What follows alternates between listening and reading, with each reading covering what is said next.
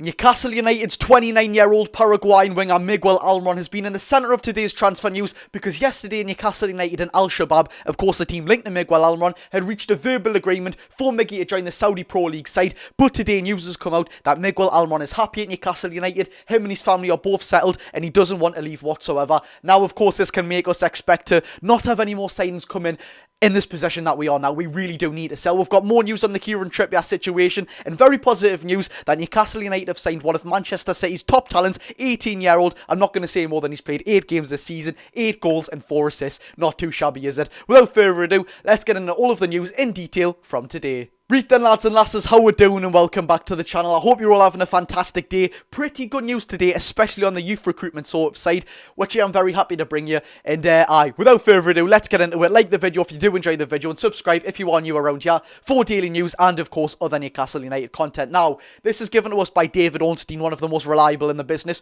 Of course, later on in the video, we will get onto the Kieran Trippier and Bayern Munich situation and Miggy Almiron in Saudi Arabia, as we've got quite interesting news on that as well and pretty strong news as well. But this is given to us by David Ornstein. He said that Newcastle United have reached an agreement with Manchester City to sign their very, very high prospect. Trust me, he is a very, very high prospect. I've watched these highlights. He can score from outside the box, inside the box. Alfie Harrison, the 18-year-old, like I said, 8 games in the Youth League this season, of course, the Premier League, Youth League, or whatever you want to call it. 8 games, 4 assists. He's Manchester City's number 10. To be Man City's number 10 in the academy, you're not going to be a bad player, are you? Simple as. People have drawn to him for his sort of look-alike similarities to, I was just going to say Alfie Erling Haaland there. Of course, he is called Alfie Harrison, but Erling Haaland, he does look pretty similar to him, and fingers crossed he can score as many goals as him. But the youth recruitment side of Newcastle United at the minute, it's absolutely superb. Like I put in a tweet yesterday, Trayvon Sanusi, Travis Hearns, Leo Shahar, and now Alfie Harrison. They did get beat 5-0, and I went to that game at St James's Park against Bournemouth in the FA Youth Cup, but the youth recruitment side of Newcastle United is very, very high at the minute. And what I do want to pick up on, just before we go into something about Miggy Almiron, it's a bit different, but we'll get into it. That Newcastle United, of course, I think it was in 2022, we signed Manchester City's head of youth recruitment, so obviously this lad has come heavily recommended and come on behalf of Paul Smidgley, I believe he is, or Smidgley, sorry mate if I've pronounced that wrong. But moving on to Miggy Almiron, and something which we're all going to talk about first, the replacement of Miggy Almiron, if he is going to be sold, but of course we've got the news that he doesn't want to go, and do you know what it is? We'll go on to that first. So yesterday we got the news that Newcastle United and Al-Shabaab had reached a verbal agreement to let Miggy Almiron go to the Saudi Pro League side, and many fans were happy over this, would get a fee for Miggy Almiron, and I'm just going to say my personal opinion on Miguel Almiron. Do I love him? He's such a likeable character, and just wait, let us speak. He's such a likeable character. He smiles all the time.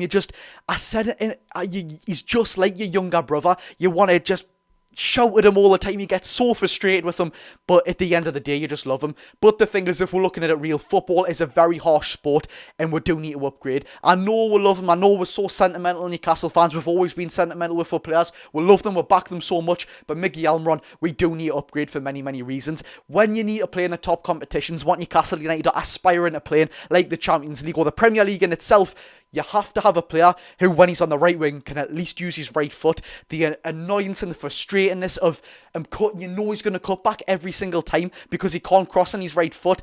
Look, he hit that form last season, which, in my opinion, I believe that's what kept him at this club for so long. That patch of form was unbelievable. If he could have kept that up until now, he would be absolutely superb. Of course, he's got 5 goals this season already, which, compared to previous seasons where he's played 30-odd games, he hasn't even got 5 goals, which, yes, is bad in itself, but we do know that he's still improving, like every player has under Eddie Howe. But we do need an upgrade.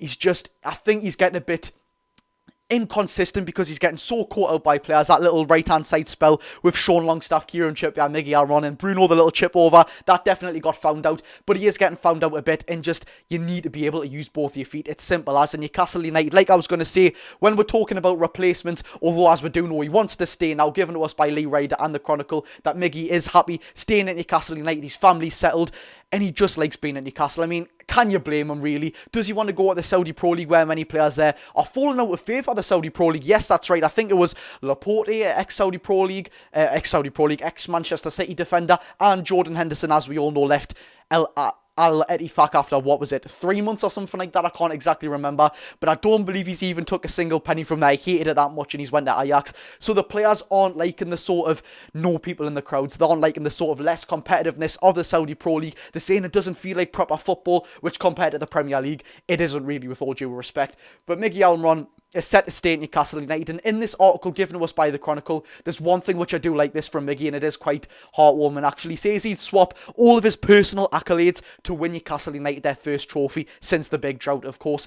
Now, I know he hasn't got many personal accolades. He's got ones from his time in Paraguay, MLS, and he's won a fair few ones in the Premier League as well. I believe he got Player of the Month, didn't he? That's just off the top of my head, and I think he got Goal of the Month as well. He'd swap all of them and win Newcastle United their first trophy since the drought. It's heartwarming, but look, football's a cruel sport, and if we get the chance to sell Miguel Almiron for 30, 20, 25 million pounds, for me, I don't want to say I'd get him out the door because that is a bit harsh, but I would be selling Miggy Almiron. Now, what I was finally wanting to get onto, replacements of Miggy Almiron. Of course, we've seen Morgan Gibbs-White, Luke Edwards of the Telegraph, I believe it is, sorry if I've got that wrong, but Luke Edwards put a tweet up saying that Newcastle United have scouted Morgan Gibbs-White, of course a 23-year-old Forest man, extensively, and if he was a Miggy Almiron replacement, for me personally, that would cover up the wounds. 110% Morgan Gibbs-White, corners, penalties, free kicks, basically a set-piece man. His set pieces are absolutely superb. He's so consistent with them as well, which if we had Kieran Trippier, Sandro Tonali and Morgan Gibbs-White all for set pieces next season, that's happy days for me.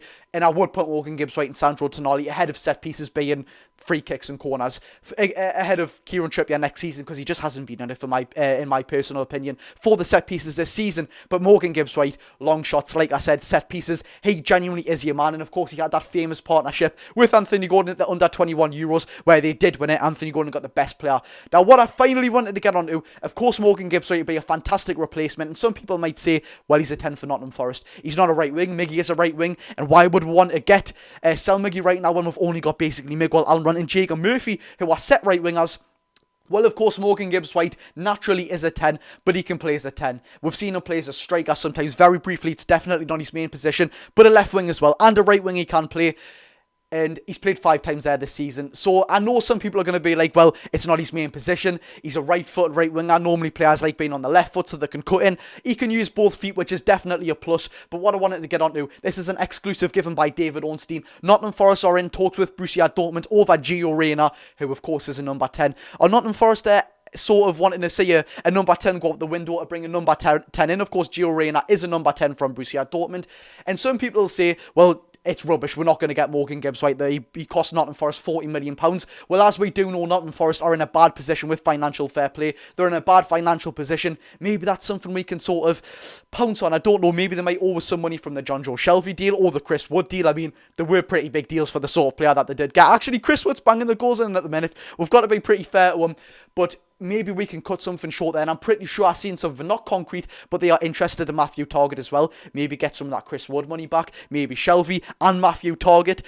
We could get a pretty good deal for Morgan Gibbs-White there. Of course, he did cost them £40 million, and he's definitely exceeded that £40 million price tag for a 23-year-old and an Englishman in today's day and age. We all know Eddie Howe loves his Englishmen as well. He's been with so many like Dominic Solanke, and the list goes on. And finally, to wrap the video up, we've got news on Kieran Trippier that, as of now, given to us by Fabrizio Romano, of course, the best in the business, the most reliable in the business, that negotiations between Bayern Munich and Newcastle United for Kieran Trippier to go there are currently off. So as of right now, the Kieran Trippier deal is off. Now, I know some people have been saying, well, I actually wanted him to go now. It was in my head that he's going. That's not me personally saying that. I've seen people say, I've got it in my head that he is a Bayern Munich player now. He wanted to go there. He left his holiday early to go there and pursue the move. Now, look, let's just put it end off. If Kieran Trippier was to play for Newcastle United against Fulham on Saturday, I wouldn't have a problem with that whatsoever. Right now, he's a Newcastle United player. So for me, he gets the full backing. Yes, it is a little bit, I'm not going to say sly, but it is a little bit, he wanted to go there, do you know what I mean? But the thing is, can you really blame them? Bayern Munich, one of the most powerhouse, one of the most built up and well historically known teams in the world. Harry Kane there, an ex-teammate. Eric Dyer, 2 ex-teammates, and of course 2 Englishmen there. He's going to win a trophy. He's going to win the Bundesliga. He's going to win the DFB Pokal. Although Bayer Leverkusen are doing good at that league, it's inevitable that they're going to win it, aren't it? But Kieran Trippier, he is a Newcastle United player right now. talks are off there. He's not going to go at Bayern Munich as of right now. So for me personally, he is a Newcastle United player, and he will be until he retires. Now, one thing I wanted to say is, you let me know down below, the estimated rumour for this fee was 15 million euros, which I'm no mathematician, but I've seen the fee is around 12.8 million pounds. That is basically, I'm pretty sure we actually paid 12.8 million pounds for Kieran Trippier about 2 years ago in 2021, of course, that season where we were just about to get relegated before we got survived by Eddie Howe and the rest of the crew, of course, like Bruno Guimaraes, Chris Wood. But would you sell him for 15 million euros, which was what Bayern Munich did bid for Kieran Trippier? Of course, 12.8 million pounds. We've got 2 years of service, and we're just about to make our money back. Maybe we can spend that this season. Of course, we've still got the Lewis Hall sort of deal to buy. We definitely need to start utilising him, unless it's something Eddie Howe doesn't want to. But Kieran Trippier, for 12.8 million pounds, take into context, that's what we paid for him, and we've got 2 years of service, and we may need to buy players now. For me personally, whatever happens. But you let me know your opinion down below. I've been Geordie Josh. If you did enjoy this video and you did enjoy the news, smash the like button, hit the subscribe button. And of course, I'll see you all tomorrow for the daily news. Fingers crossed we've got something big coming, of course. And I've definitely got a training ground vlog for you, so we can see all the players. And maybe we can see some new signings. We never know. But fingers crossed we can get the daily... Or the training ground vlog out very, very soon, but the weather is just so terrible. It's getting a bit better now, though, so expect it in the next few days. Without further ado, I've been Geordie Josh. Stick around. I'll see you later, people. Go and enjoy your day.